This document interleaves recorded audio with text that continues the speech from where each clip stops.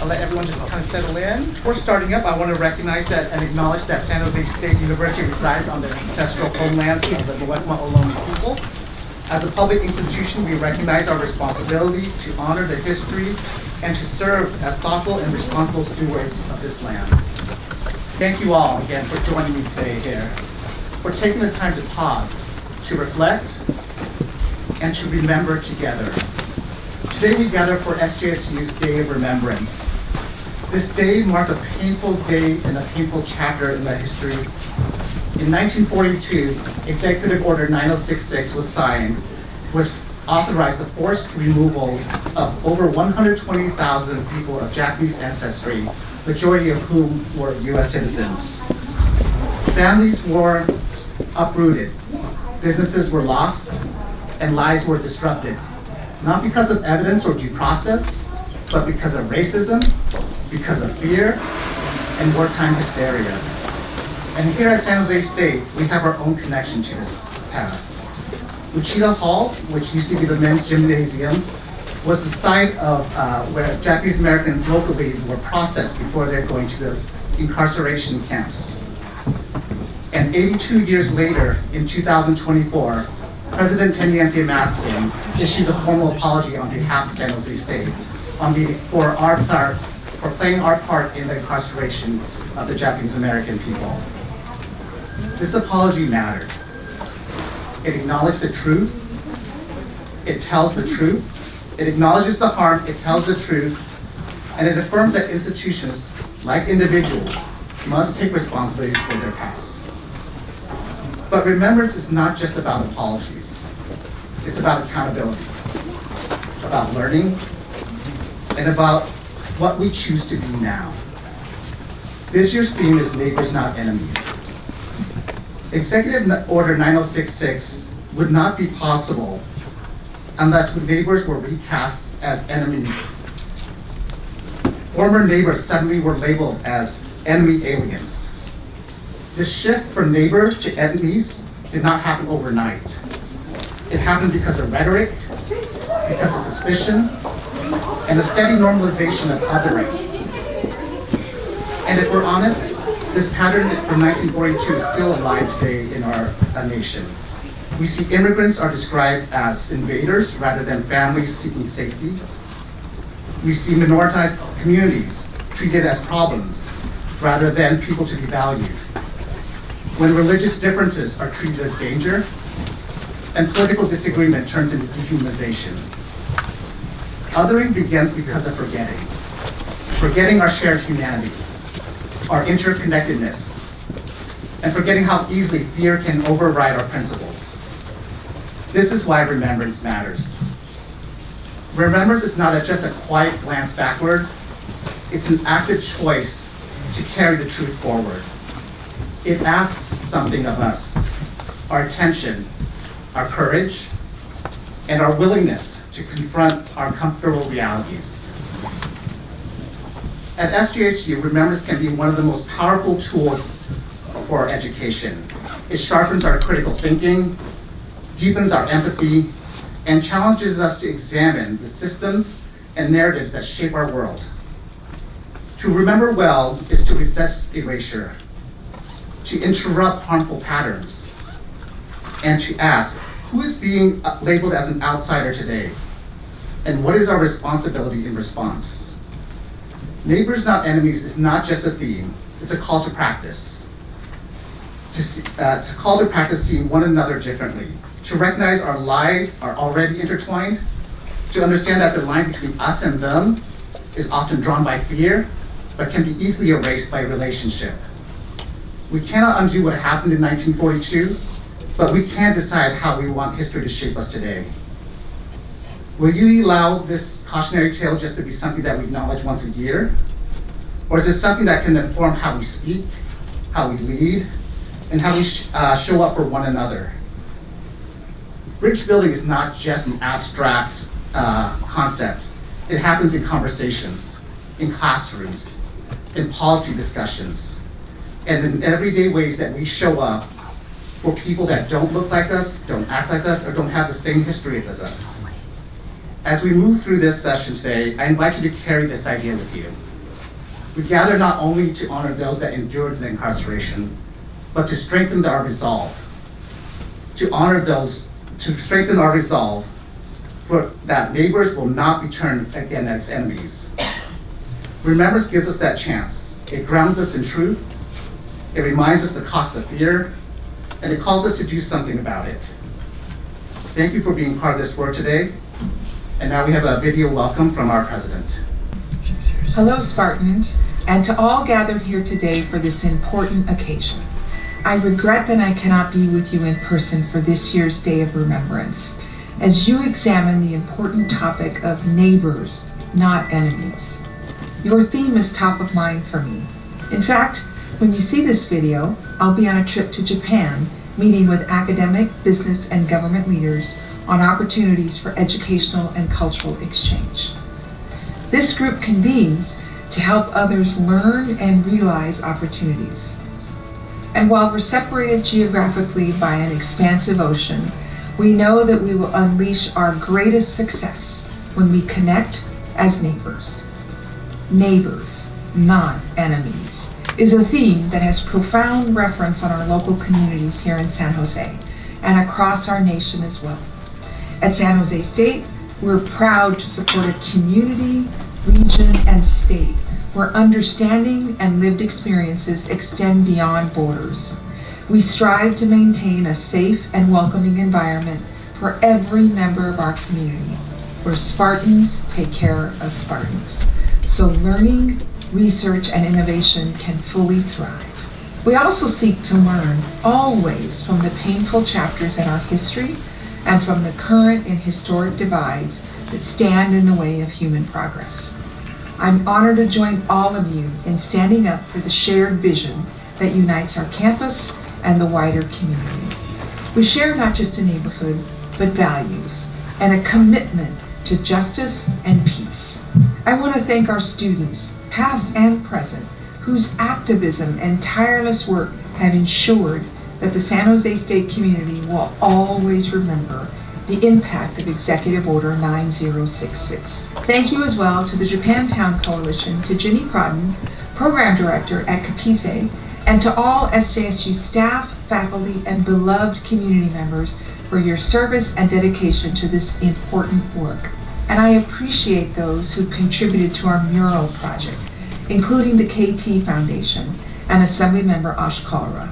Like the Campus Day of Remembrance itself, I'm proud of the San Jose State commitment to recognize 120,000 Japanese Americans who were removed by force and incarcerated by the U.S. government and the impact that followed.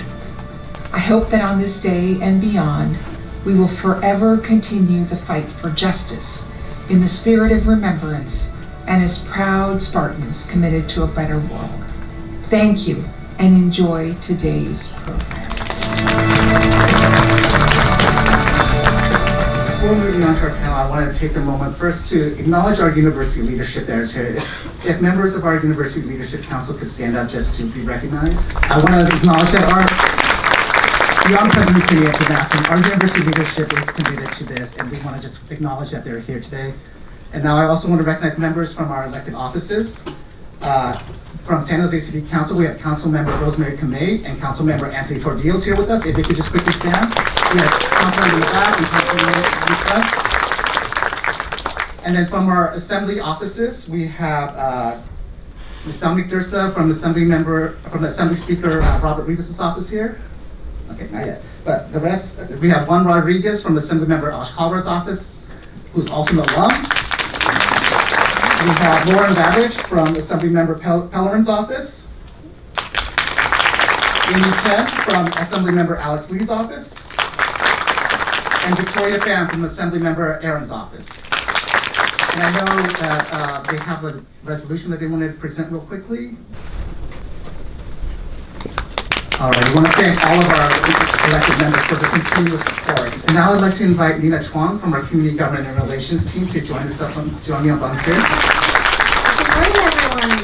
Good morning.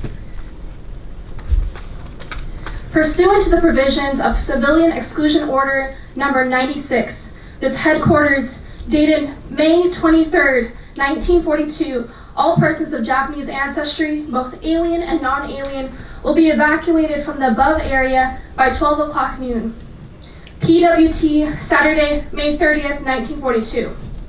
No Japanese person will be permitted to move into or out of the above area after 12 o'clock tomorrow. PWT, Saturday, May 23rd, 1942, without obtaining special permission from the representative of Commanding General, Northern California Sector, at the Civil Control Station located at Men's Gymnasium, San Jose State College, 4th and San Carlos Street, San Jose, California. In 1942, here on this campus, around 3,000 Japanese Americans were processed from Santa Clara County and Santa Cruz County. 125 students were removed from their class courses to be evacuated or incarcerated in concentration camps across the country, and many did not return to finish their degrees. The Never Again Is Now project is here to really disrupt the silence about this history. I think it should be on the slide here. Scan this QR code now. As we reckon with this history, and as generations of students have worked so hard to make sure this history comes to life, we want to make sure that we are gathering today to really talk about what it means to remember. What it means to remember right now, in this current political moment, and what it means to remember and what was happened to our communities back then. So I ask you to join us in this conversation, this intergenerational conversation of what it means to move art, to move community, to remember and properly recognize the history that has impacted our Japanese American community and what has happened to our community now. Thank you so much. Now it's my pleasure to segue us into our main panel. If I could invite our moderator, Dr. Yvonne Kwan, to join me on stage, as well as our panelists, Gordon Yamate and Vanessa Takayama, to the stage. And could we raise the screen? Dr. Kwan is an associate professor of Asian American Studies and will serve as today's moderator for this panel. Dr. Kwan? All right, thank you everyone for being here today. So today's conversation brings together two leaders whose work sits at the intersection of history, community arts, and civic responsibility, as we reflect on the legacy of Japanese American incarceration and consider the meaning of never again, as Nina had mentioned. We'll explore how personal, narrative, cultural institutions, and the arts shape not only how we remember the past, but how we act in the present. It is my pleasure to introduce Gordon Yamate and Vanessa Takayama. Just some short bios. I mean, their bios could go on and on, but let's go. Gordon Yamate engages in philanthropy through a distinguished career as a corporate partner at a national law firm and as general counsel to two public companies headquartered in Silicon Valley. He is Emeritus Chair and a current member of the Board of Trustees of the Japanese American National Museum in Los Angeles. He's also the immediate past chair of the San Jose Institute of Contemporary Arts Board of Directors. He currently chairs the Town of Los Gatos Diversity, Equity, and Inclusion Commission. In addition to serving as an adjunct lecturer at Santa Clara University School of Law, he has been a board member of numerous nonprofit organizations, including the Silicon Valley Community Foundation and the National Center of Christians and Jews at Silicon Valley region. He is particularly interested in the role of arts in addressing racism and creating relationships and opportunities that promote understanding and tolerance across diverse and polarized communities.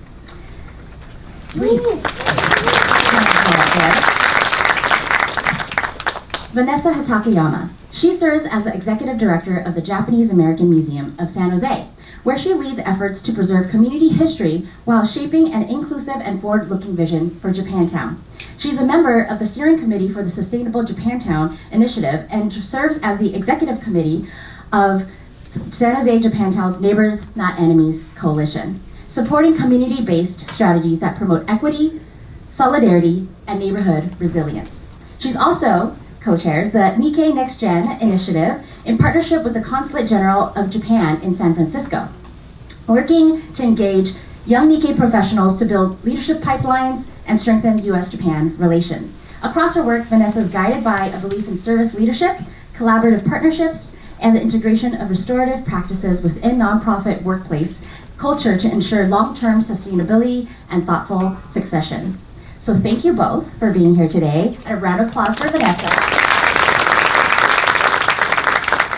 So before I dive deep into the juicy questions that I have, I'd like to start with, actually it's quite deep too, something just more personal, all right? Because history is never abstract, right? It lives within our families, it lives within our communities. So for both of you, what personal or family histories have shaped your understanding of exclusion and belonging, and how do those experiences continue to inform the work you do today? Let's have Vanessa, you want to go first? Sure. All right. Is this on? Yes. Can you hear me? I'm super self-conscious that my feet don't touch the ground in this chair. Look from here up. Well, first of all, good morning, everyone, and thank you for being here. And of course, thank you to Dr. Kwan for doing a lot of the legwork to put together this event. We really appreciate it. And for me, I am a descendant of the incarceration camps, both on both sides of my family. Both my mom's side, my dad's side, were incarcerated at different camps at Manzanar. Oh shoot, I'm forgetting the other one. Manzanar, and it'll come back to me. And so, it was always definitely there in the background, the story of incarceration and of sort of being singled out. And, one grandma didn't really talk about it at all because she was very, it really affected her as she was like a teenager. And my other grandma, the only thing she would say about her experience was that, she would often say we were treated worse than dogs. And that was really the only thing that she would say about it. And so, I think the camp experience in a lot of ways made a lot like what is already like maybe a more quiet and stoic culture even more stoic. So we grew up like really not talking about these things a lot. And the only time when you would really hear that conversation come out was sort of like at church gatherings. So I grew up in Morgan Hill, which I don't know if anybody knows where Morgan Hill is. It's just south of here. Live Oak Acorns. Yeah, go nuts. But, and at the time it was a very agricultural community. A lot of Japanese American farmers in the flower industry and strawberries. But the Buddhist temple was one place where, like, those stories could come out, and there was kind of a standard question, right? Of like, oh, what camp were your parents from? And so really feeling like you could be very much at home with that conversation, whereas it didn't really appear anywhere else. And feeling that sense of safety, in the kitchen with the ladies who are like, oh no, you are too young. All you get to do is crack eggs. Like that is your job. You cannot help with anything else. But feeling like, everybody kind of had a place and a role, sort of in that church community. I think that's something that like I really sought later. Like I was always sort of seeking, throughout college and beyond. And there's a lot of workplace environments where I just really didn't feel that sense of community. It just seemed very individualistic or, just very different. And like you couldn't necessarily be your whole self or show up with your full history. But it really is in community spaces where I do feel like you can really show up with your whole past and your lineage. And it's an incorporated part of identity, which I think is really important to me. So I think that's kind of like how I got ensnared into this community work now, and being in nonprofit, especially in San Jose, Japantown, I always felt very drawn to the neighborhood. And I think it was that feeling of sort of community and safety, feeling like you're in a space where everybody's like your auntie and uncle. You don't have to know their names because you can just call them auntie or uncle, which is convenient. But also like there's a closeness and familiarity that I've always found very grounding and comforting. And so, I mean, that's just one way where I think my own personal past has, again, led to this place where I'm, unexpectedly in a nonprofit organization. Thank you so much, Vanessa. Thank you so much, Vanessa, for that. And of course, Gordon, would you like to add on? So just as a reminder, it's how does essentially your personal background inform the work that you do today or you have done in the past? I would echo what Vanessa said about maybe the paucity of the stories. Just a lack of stories out there in your case, it was your grandparents, but in my case, it would be my mother, my father, and their parents. Just to give you a sense of what happened to both sides of the family. Maybe I don't know if this was typical or atypical in a sense, but on my mother's side, my mother was a freshman at Los Gatos High School, and she didn't get to complete her freshman year. And she actually left before the end of her freshman year. And in her family, there were 5 sons and herself. Her family, her parents, the oldest son, herself and her younger brother were interned at Heart Mountain, Wyoming. And what makes the story a little bit unusual is that 2 of the sons prior to World War II, this was when there were only the 4 oldest sons, the 4 only sons, actually took a trip with my grandmother to Japan. And 4 went there, and when they returned, only 2 sons returned, because 2 sons were actually adopted by relatives in Japan. There's a tradition there about sort of passing on or keeping and having male heirs for the purpose of carrying on the family name.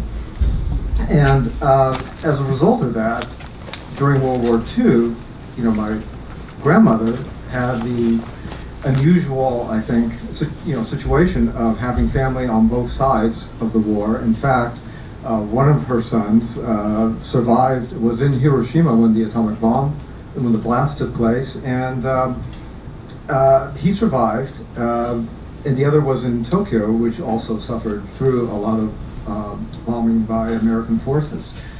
On my father's side, it was a little different. They lived in Monterey. Unfortunately, about 7 months before Pearl Harbor, his father actually was murdered. It's one of the big mysteries in Monterey of what happened, who did it. It was never solved. But he and his 2 younger siblings and his mother decided, along with some relatives who lived in San Jose, to actually go to move inland, to move outside of the exclusion zone. I'm guessing that there was some discussion about, well, why don't we just go to the camps like all of the other Japanese American families? And my guess is that they probably were a little bit more risk takers from the standpoint of saying that they had no idea that if you were put in these camps, what might actually happen to you ultimately. Maybe you just are better off taking your chances by moving inland. So they moved to Rocky Ford, Colorado, and the only stories I really have from my father are that they would drive into town and people at the town boundaries would say, don't stop here, keep going.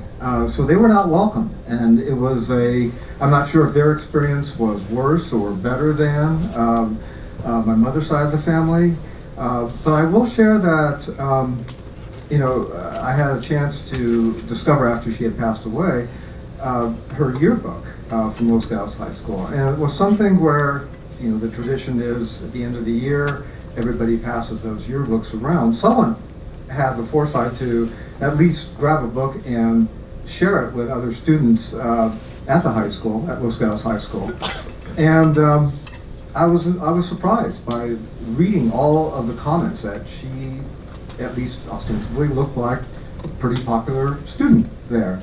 A lot of people, there are students who even said things that, I don't know who you are really, but I hope everything works out okay in the end. They knew she was gone for a reason. I would just tell you, her youngest brother just said, your mother was a different person when she went to high school and before she went to camp, and when she finally got out of camp. She ended up, graduating high school at Heart Mountain. She was actually class valedictorian, but I know she never went back to her friends at Los Gatos High School after that incident. All right, so thank you, Vanessa and Gordon, both for sharing those, difficult, but I think so important and critical family stories, personal stories. And now I want to just shift gears just a little bit, Gordon, and I want to turn to the question of responsibility. So many today are drawing parallels between the wartime incarceration and current immigration enforcement practices. So when we say never again, what are we, or what do you think we're actually committing to in the present? And how do we make sure that history functions as a guide for concrete action rather than a rhetorical reference point? When you're involved with organizations like Vanessa's, the Japanese American Museum in San Jose, the Japanese American National Museum down in Los Angeles, the question comes up frequently, what are the lessons from, why are you doing this? Why are you volunteering? Why do you support these organizations? And what are the lessons and how will we think differently about the future?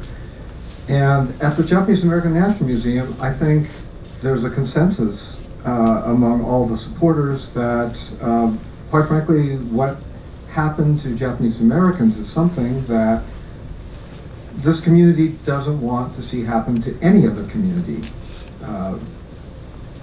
And we see the same things going on. There's a question here, and I've been criticized by asking the question, why is it that we don't learn from lessons of the past? And when I asked that question, I got this response, well, that's a rhetorical question. But if you examine the circumstances as the introductory remarks will reflect, this didn't happen in a vacuum. The conditions that gave rise to how or why it could happen existed in the community. And for the same reasons, we see the parallels to people being incarcerated without due process. We see people being judged by people solely by the virtue of the identity that they wear on their face. And I think in many ways it's probably unlikely that what happened to Japanese Americans during World War II will happen again to Japanese Americans, because one of the reasons why it happened is that community didn't have the political power to stand up for their rights, even though there were cases brought to defend the liberties of people in this community. Today we have people, Japanese Americans, who serve in government as examples, and I don't think, again, it would happen to Japanese Americans, but we're seeing it happen to others who perhaps don't have those political resources and other community resources to support them from what's going on at the federal level. Thank you so much, Gordon, for that. And I think that speaks a lot to the importance of solidarity, especially across differences, right? So maybe that it is not something that may happen again to Japanese Americans, but we have many, in addition to that, marginalized groups that we see are being targeted today. And so, Vanessa, I want to ask you, so in case you all didn't know, Japantown was recently designated as a state cultural district by the California Arts Council.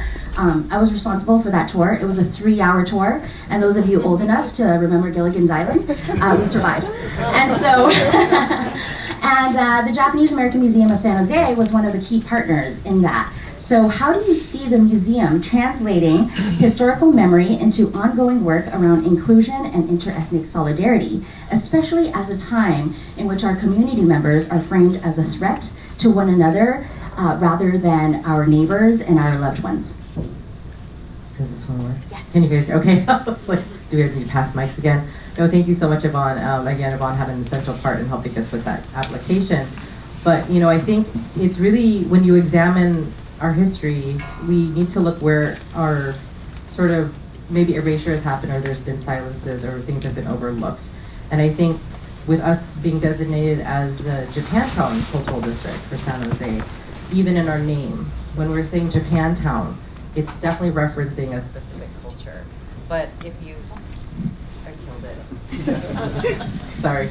But if you really truly examine our history, San Jose, Japantown has always been a multicultural, multi-ethnic neighborhood. It really rose from the Highlandville Chinatown that was originally there in the around 1890. And so, and after that, between the 1930s and 1950s, the Filipino community was really strong in that neighborhood. So it was this mixture of Filipino, Japanese, and Chinese neighbors who really had a network of mutual aid who existed alongside each other with their businesses. They all went to the same schools. And it really was a multicultural neighborhood that sometimes when you call it Japantown, it's easy to overlook that. So really in our work at the museum, highlighting the neighborhood's history and the full history, not just of Japanese Americans or Japanese immigrants, is really important to us and something that we're doing more and more. So even when we were doing the cultural district tour, making sure that we were really highlighting and integrating the stories of Pinoy Town, of Highlandville Chinatown, was really important to us because that's our origin. And I mean, we even look at that from a programming aspect because, I think we're realizing more and more as a community that, Japanese Americans from the pre-war immigration are kind of like a rare breed. There's not that many of us, and, it's the future. As we move forward, it'll be kind of like less and less who might identify as ethnically Japanese American or Japanese, like my own children who are biracial. Right, and so that's one reality that we have to address, but also maybe the interconnectedness of our Asian American identity, or of the different cultures in this area, how we all come from like a lineage of immigrants and immigration here in this country. Many immigrants have gone through the same experiences that we did. Like many diasporic communities have gone through similar experiences, and maybe it's not the exact same thing. Maybe it's not incarceration, but there's things that look a lot like the incarceration that didn't have an executive order behind it, or the redress and reparations movement that followed. And so I think seeing ourselves as a bigger part of that overall lineage is something that we're going to have to do more and more moving forward. Because even, it's a small program, but we are having like a Women's Heritage Month like pub quiz about AAPI female leaders. And there was discussion amongst, is that mission drift? Are we widening too much? Why are we not talking specifically about Japanese American or Japanese people? But the truth is, without some of the pioneers, other Asian American women pioneers, would there have been, without Connie Chung, would there have been Janet Katsuyama? It's really probably very interconnected, interrelated. There always has to be a first person who kind of looks like you, even if they're not the same exact ethnic background, but it could be incredibly powerful to see. And so I think us seeing ourselves in that overall lineage is what we're doing more and more to move forward, and even really with our staff, right? I think for a while, the composition of our board and staff and our volunteers is very heavily Japanese or Japanese American, but we're really opening that up a lot. And then part of that is making it a welcoming environment to everybody, recognizing that solidarity and allyship is what we need to move forward. We need to highlight those stories that talk about that allyship, that cross-cultural, cross-racial allyship, like the work with Councilmember Kamei on the Sakaway House, which has a beautiful story of allyship and solidarity, of Ed Seeley looking after the Sakaway family's house and their farm while they were incarcerated, to give back to them for Mr. Sakaway looking after Ed Seeley's mom while he was away at war before. And Japantown's own history really is tied up with that same allyship with the lawyer J.B. Peckham, a white lawyer who stewarded many of the properties and businesses in Japantown while families were incarcerated, and then gave them back not only the property but the proceeds from that were generated. So if you look, there's just examples of that solidarity everywhere. And I think for us, it's just a matter of how do we highlight and tell those stories? How do we connect those stories within our own lineage as an immigrant group here? And then how do we bring that to all of you so that you guys also can connect with the museum Even if don't identify as Japanese American, just knowing that this is also an immigrant story that a lot of people can really resonate with. Oh, sorry. All right, thank you so much for that, Vanessa. I just wanted to pick up on a couple of threads there. And so for the Never Again Is Now project, we actually talk a lot about that it is student-led, right? And it was, I think, the spark. I think Professor Scott Myers-Lipton is in the house somewhere. Oh, there you are.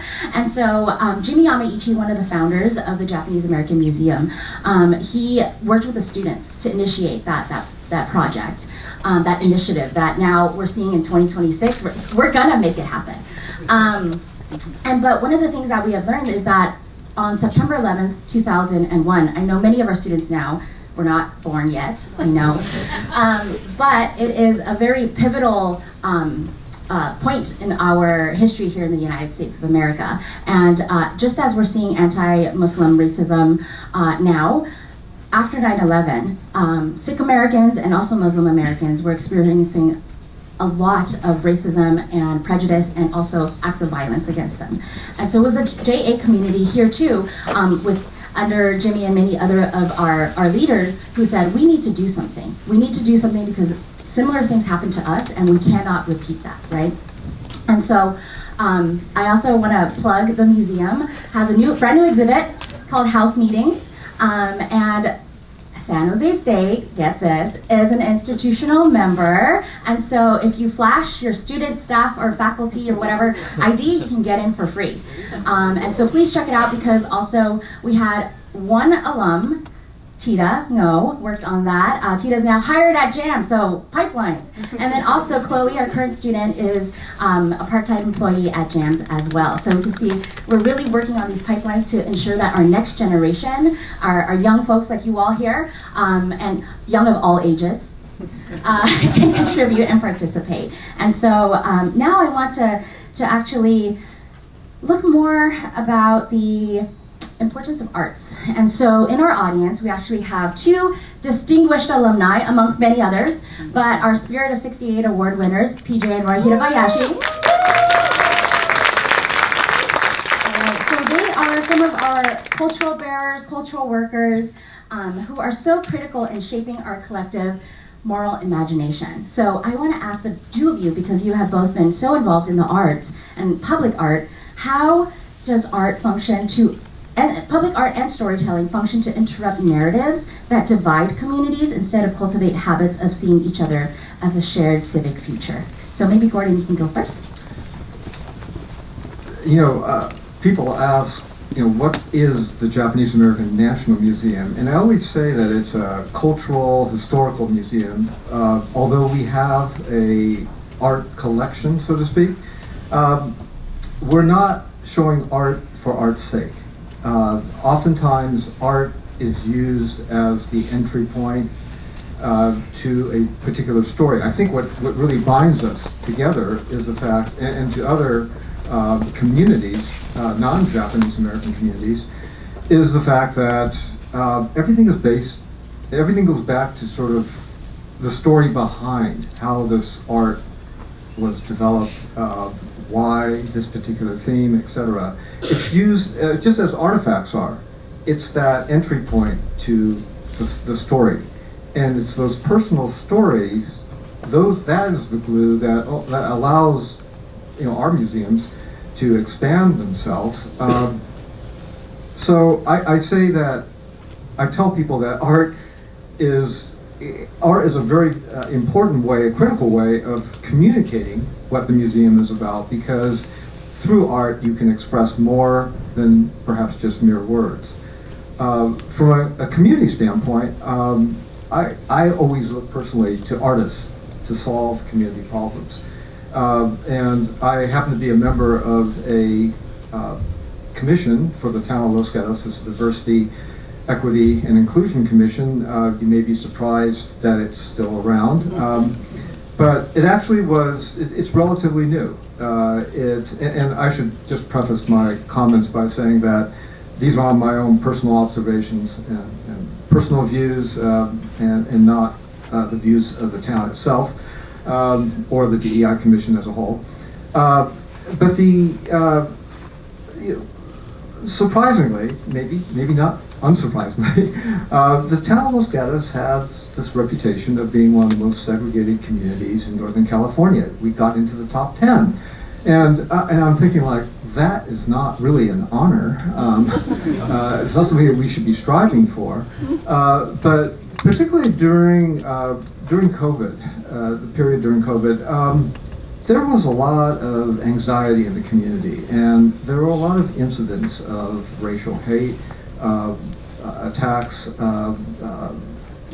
defacing synagogues, verbal, and just a lot of abuse to not only community members, but also to members of our town council, from very vocal, I wouldn't say they by any means a mainstream organization, but because they were very vocal, they seemed like they were starting to kick a little bit higher than their weight, so to speak. And you know, the town struggled with this.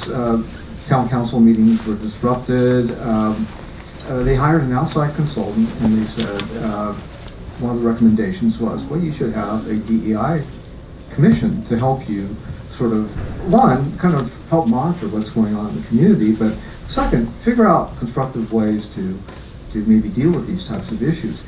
And it was something which passed at the end of 2023 so we start as a brand new commission, January 1st, 2024, and you know, we were looking pretty optimistic that there's something that maybe we can do.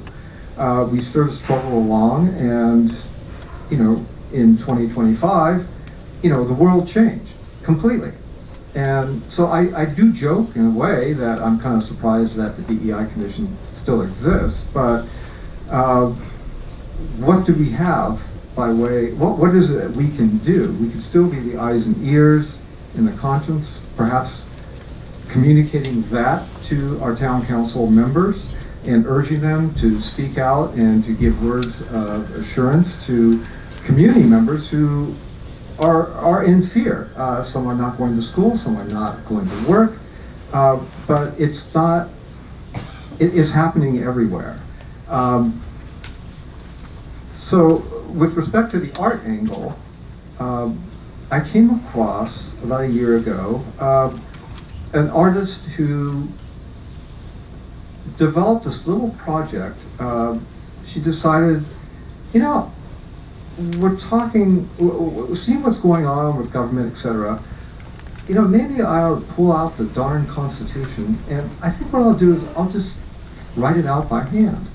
And she got a couple of her artist friends together, and they sat down and did this. And in a way, it was sort of a meditative exercise, but they actually got a lot out of doing something like that. And I took that idea and thought, what about introducing that at a community-wide level and increasing the scale of it, but allow small groups of people, 6 to 8 people, get together, people from different backgrounds, different ages, what have you, come together, put them in the room together, have them start transcribing the Constitution, and see kind of what that reveals about our community. And hopefully by word of mouth, this would really, you know, I've talked to a lot of community organizations, citizens groups, and everybody, without failure, says, this is a great idea. I want to do this. I want to participate in this. So that's something which we will launch this year. I've tried to work, and we will work with other arts institutions to do this. But I think, you know, in a way, if the U.S. Constitution, which is the seminal, the most important document that keeps us together as a country, if that can't, you know, keep the town of Los Gatos together, it's going to have a much more difficult time doing that for the entire country. Yeah, I mean, for art, I'm similar to Gordon, right? I mean, when you think about it, like the Trojan horse, that was just a big piece of art, and look what they accomplished with it. You know, the Trojans were like, ooh, like very curious about this art piece. It would look great in the courtyard, you know. And so I think like likewise, art can really be a way, like you were saying, a gateway, like an entry point, something that sparks people's curiosity. in sometimes a way that when you think about what a history museum is, because I think we are often primarily seen as a history museum, that's not everybody's jam. I know we're jams, but it's not everybody's jam. But so like that, sometimes that can feel intimidating, or it can maybe feel cold or intellectual, or something that doesn't necessarily always feel like it's for everyone. Versus, when we display art or we have an art show, I feel like art is something that anybody feels like they can engage with, because all it asks you to do is look.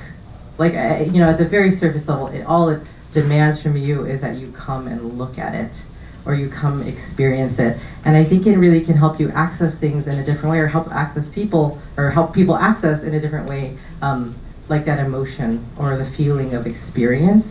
That sometimes, again, even though I think history and art and culture are all intertwined, I think like art really does invite you to have more of an experience that is of an emotional nature. Whereas again, history might be seen as something you read in a book, and again, I don't think that view does not represent the museum or what I think really, but I think that's kind of the way we feel sometimes about history. Whereas we have art pieces in the museum, like these wooden carved birds that are painted, and it really shows you how art has sustained people through difficult times.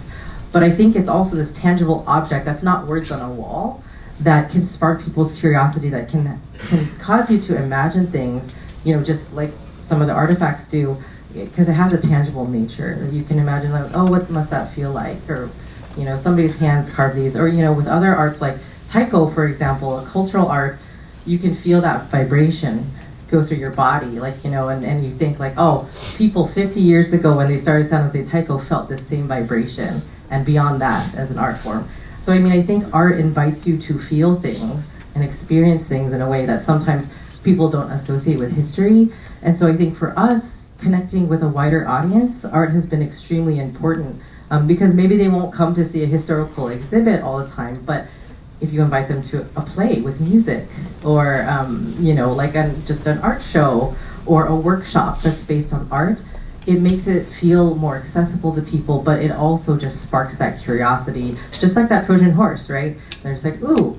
And that curiosity is really, again, what can lead to a deeper understanding, and a willingness to sort of pursue things a little bit beyond the surface. And so for us, art is just, it is really important for us as human beings, but as a museum, for us, it is an important part of our strategy in reaching a wider audience and helping them see that museum spaces are approachable, they are interactive and engaging, and they're really for everyone.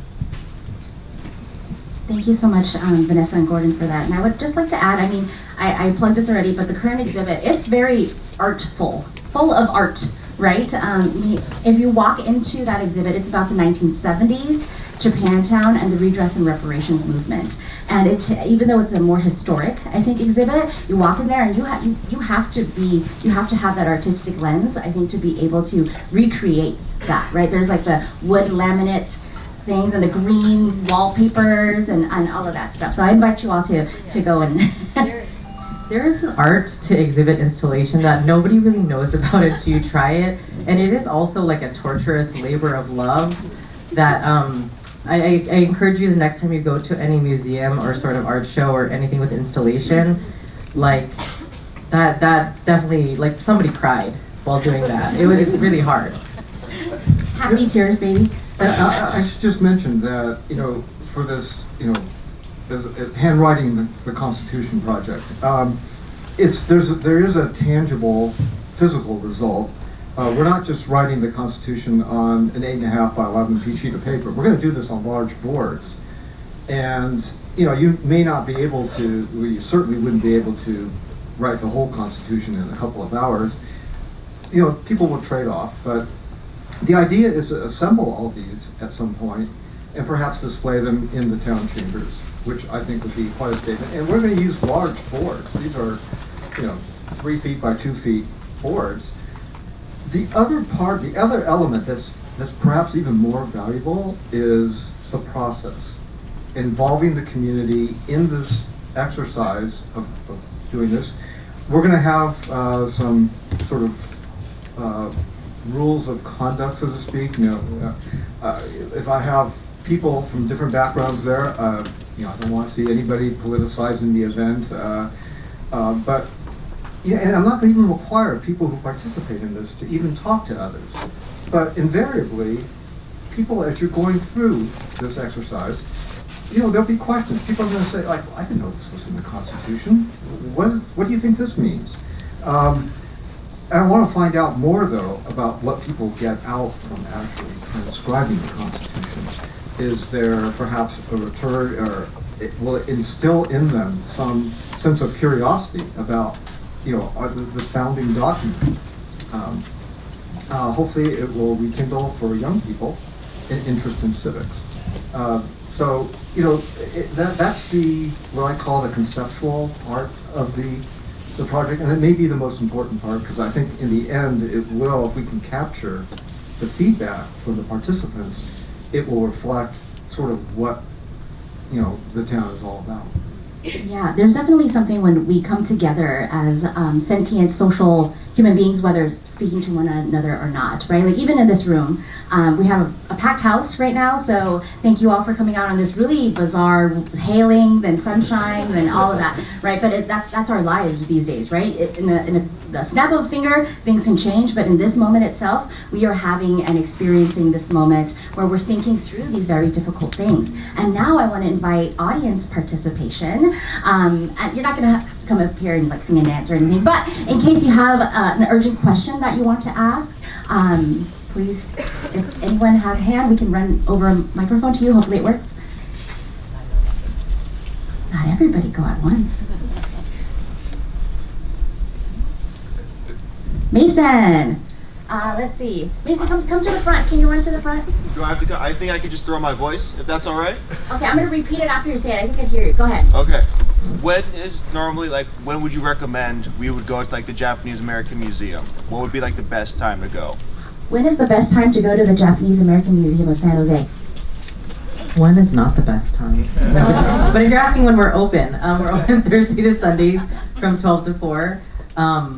And if you follow our social media, that's where we advertise free days. But as Yvonne mentioned, for SJSU students, staff, and faculty, it is free for you guys with your ID.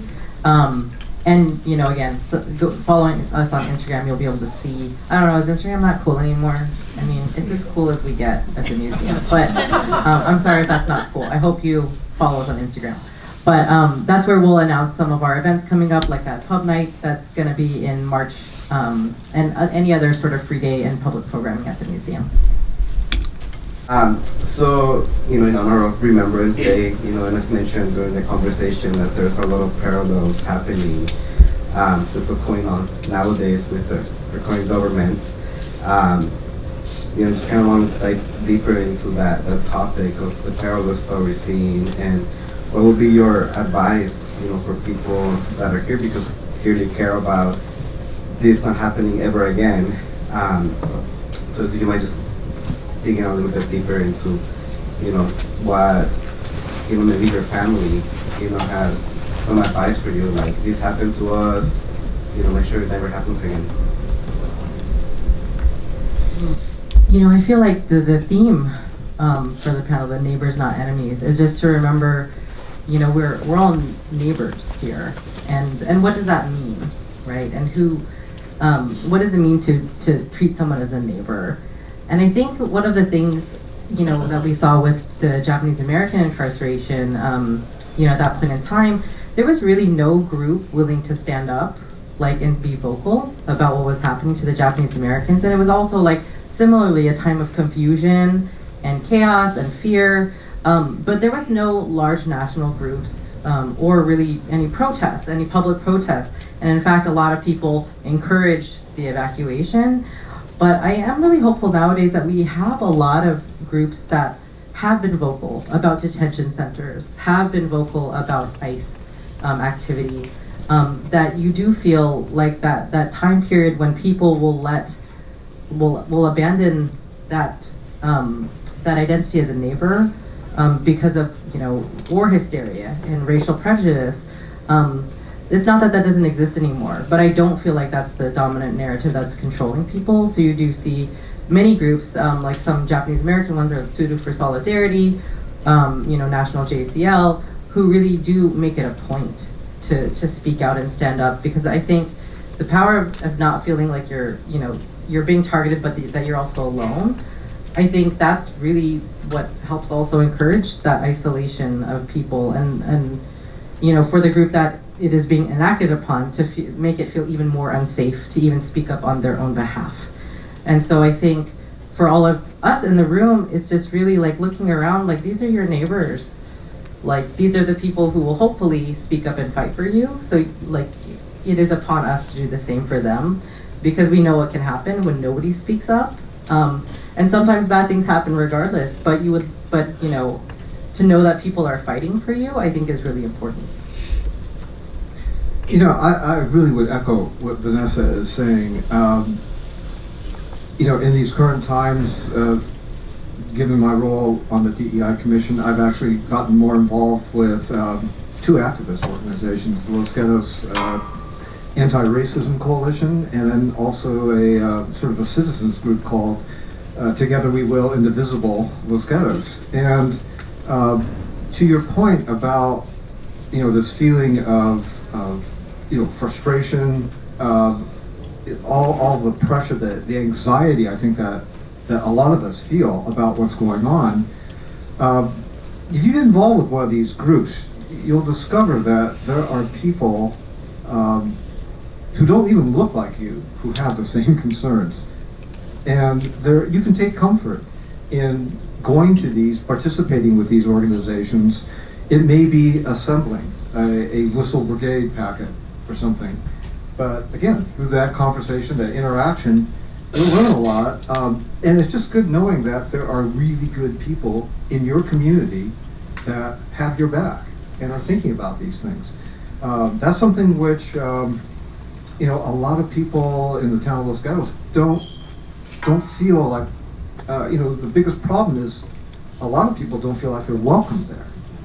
And yet I've been able to discover, through these activities, that there are a lot of good people who you just haven't met them yet. But it is something you can do personally that I think it can be very helpful in just sort of navigating what's going on. And I think the only thing, because I think like a lot of people will feel like, oh, like whatever I do, it's not going to be like enough. It's not going to be impactful. But like the only thing that is not enough is if you do nothing, right? And whatever you do, it can be small. Like Gordon didn't happen overnight, right? Like he started probably with one action that led him steadily down a path towards becoming a leader. And I know it will be hard to believe, but I'm 40. Like this also did not happen overnight, and it's quite unexpected, right? That I would be on a panel, but it just really starts with like, oh, maybe I'll volunteer. Like maybe I'll sign up for one thing. Maybe I'll join the e-newsletter, or like there's a place for everybody. Like not everybody's going to be a council member, or lead a nonprofit organization, but everybody has a part, and we need everybody at so many different levels to contribute their gifts.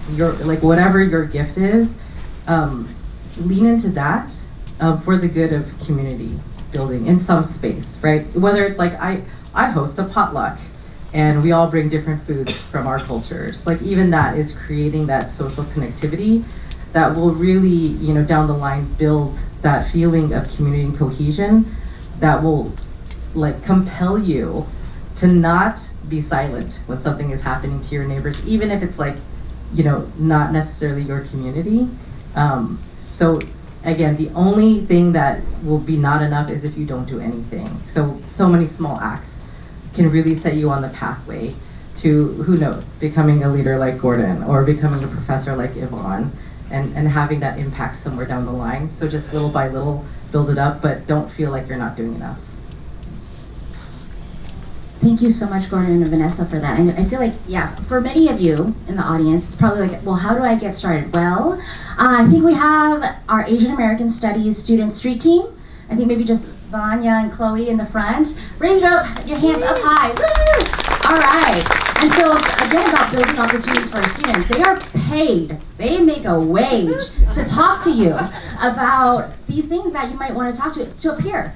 Right? Maybe you're too afraid to come talk to one of us, but don't be. Just come. We are always welcome to chat with you about things, but maybe you want to get started with just talking to a peer.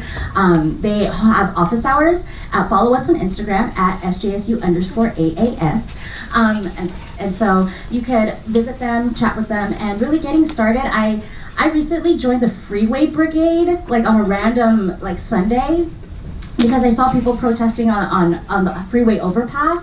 And I was like, hey, let me just bring a sign and see if I can join them.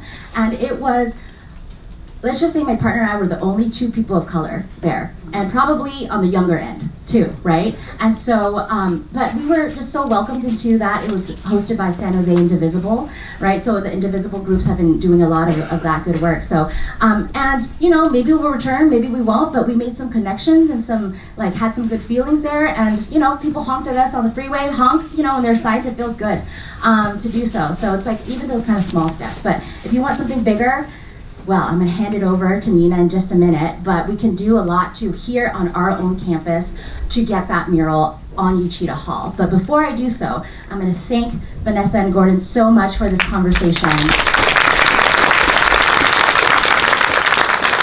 hopefully, I know we have our next session at noon, so hopefully, you know, you can catch them in the lobby or in the hall if they're okay with that. But I'm going to hand it over to Nina now. Thanks so much. Thank you so much. A couple kind of notes that I took while listening to Vanessa and Gordon. I just want to thank Vanessa for sharing with us what it means for art to invite us into experience and feel things that spark curiosity and pursue things beyond what's on the surface. And for Gordon, sharing about what the powerful movement of handwriting the Constitution and what it means to reclaim our country, our Constitution, and that also in that act, rekindling curiosity with young people when it comes to civic engagement. I think that's really important in the space. Day of Remembrance emerged as we thought as students what it means to have intergenerational conversations about history. The first Day of Remembrance in 2023, we started off with a panel of Shirley Kuramoto and Congressman Mike Honda, who are both survivors of incarceration. And we had panels, and in between, in the end, it ended off with a panel of student activists of different identities. So that merge and that conversation in between was so powerful. And that is what this mural project fully encompasses. What does it mean for us to have intergenerational conversations about histories back then, histories right now, and the histories within ourselves? And I first want to ask if you're an advisory member for the mural committee to please stand if you're able.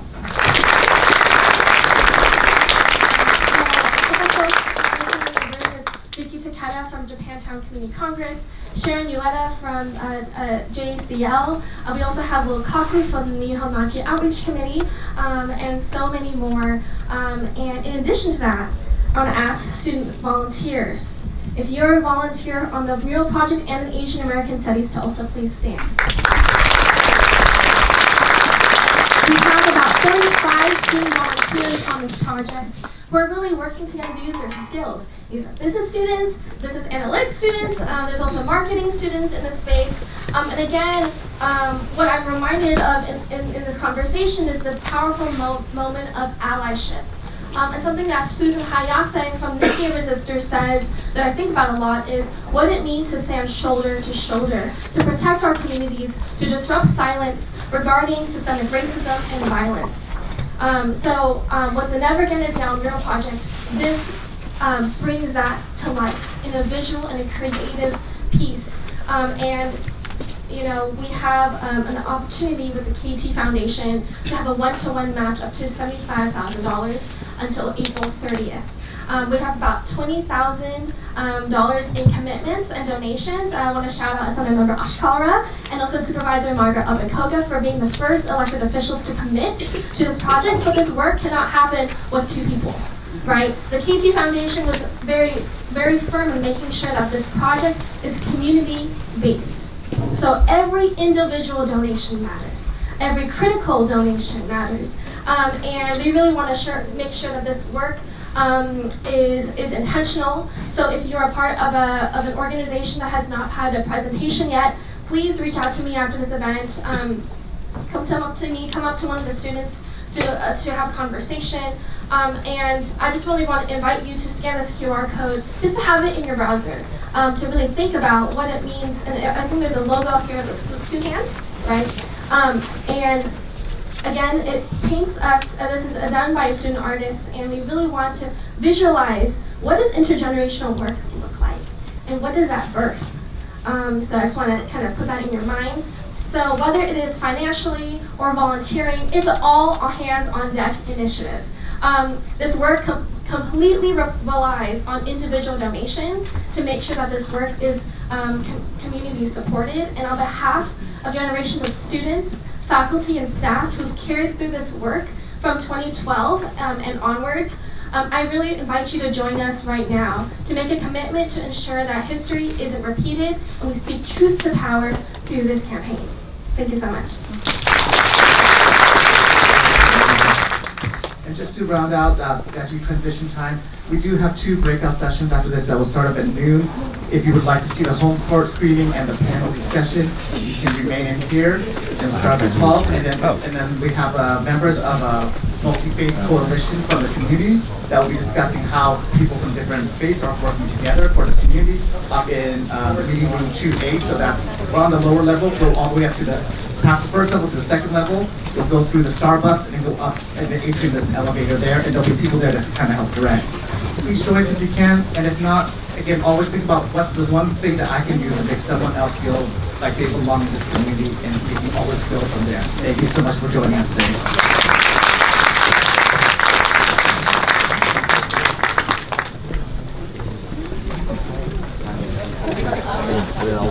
I think